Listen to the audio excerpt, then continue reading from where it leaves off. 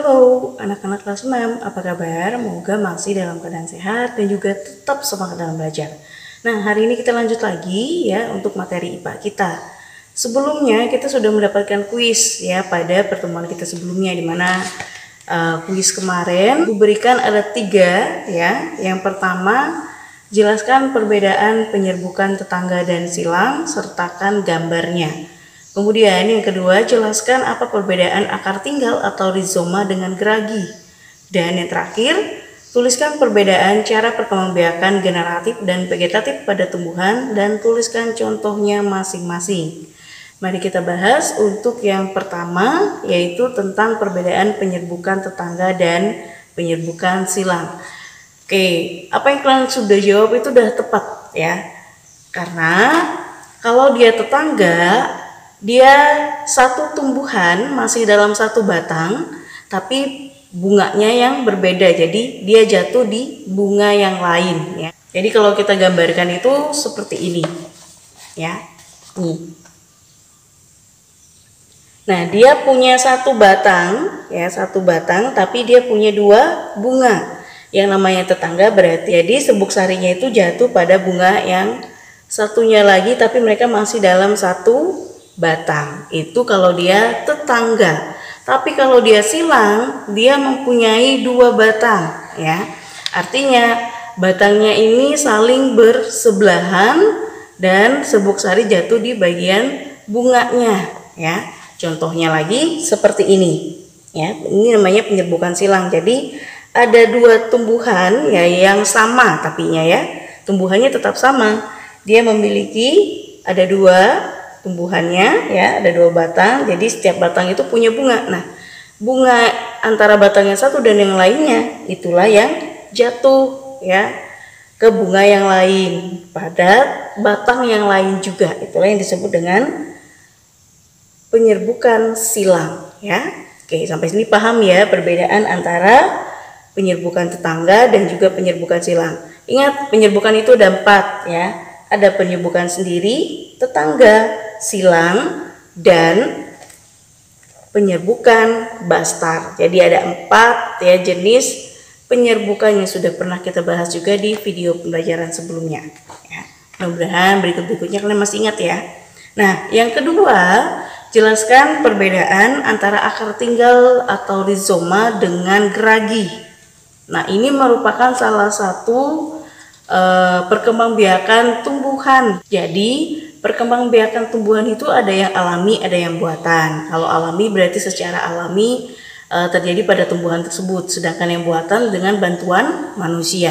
Nah, macam-macam perkembangbiakan secara alami ini banyak ya. 8 cara untuk perkembangbiakan ya secara alami, tapi yang secara vegetatif ya. Kalau kita lihat ya, untuk rizoma itu adalah batang yang tumbuh menjalar di dalam tanah. Sedangkan untuk geragi itu adalah batang yang menjalar di dalam atau di atas permukaan tanah. Sama-sama menjalar, tapi bedanya di bentuknya atau cirinya. Kalau akar tinggal itu memiliki ciri yang berupa bentuknya seperti akar, tetapi berbuku-buku yang dimana ujungnya itu selalu terdapat yang namanya kuncup atau calon tunas, dan setiap ujung dari buku ya, setiap dari ujung buku-buku atau potongan-potongan tersebut terdapat sisik yang berasal dari daun ya. Sedangkan kalau untuk geragi dia tidak ada hal tersebut ya, tapi tumbuhan itu benar-benar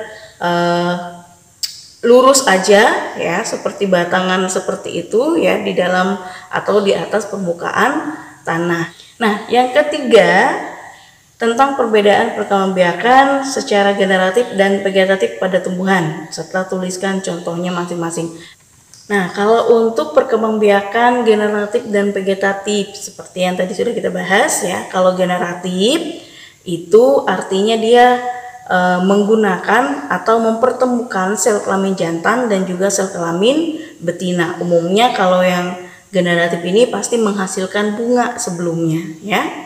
Nah, sedangkan kalau dia vegetatif ya, vegetatif ini umumnya yang menggunakan bagian dari tubuh dari induknya atau bagian tubuh dari tumbuhan itu sendiri ya. Makanya contohnya tadi seperti zizoma dan juga geragi dan beberapa macam vegetatif lainnya ya. Nah, kalau untuk contohnya kalau degeneratif biasanya seperti jambu, kemudian mangga ya dan lainnya. Sedangkan kalau untuk yang vegetatif contohnya misalnya seperti jahe, kemudian stroberi dan juga bawang. Nah, itu yang vegetatif ya. Nah, itulah tentang generatif dan vegetatif dan pembahasan tentang kuis kita kemarin. Nah, jadi bila ada jawaban kamu yang masih kurang tepat, yang kurang pas, silahkan diperbaiki dan ditulis kembali di buku latihan kamu biar jawaban-jawaban tersebut bisa menjadi referensi kamu lagi untuk belajar ya. Nah, untuk kegiatan kalian di rumah hari ini, siapkan buku kamu dulu. Gue akan bacakan soalnya ya. Oke. Nomor 1, mengapa orangutan termasuk hewan langka? Apa yang menyebabkan hal tersebut terjadi dan perlindungan hewan apa yang cocok untuk hewan tersebut? Nomor 2, mengapa pada malam hari kelelawar dapat bergerak dan terbang dengan bebas tanpa menabrak benda dan mampu mendeteksi makanan buruannya?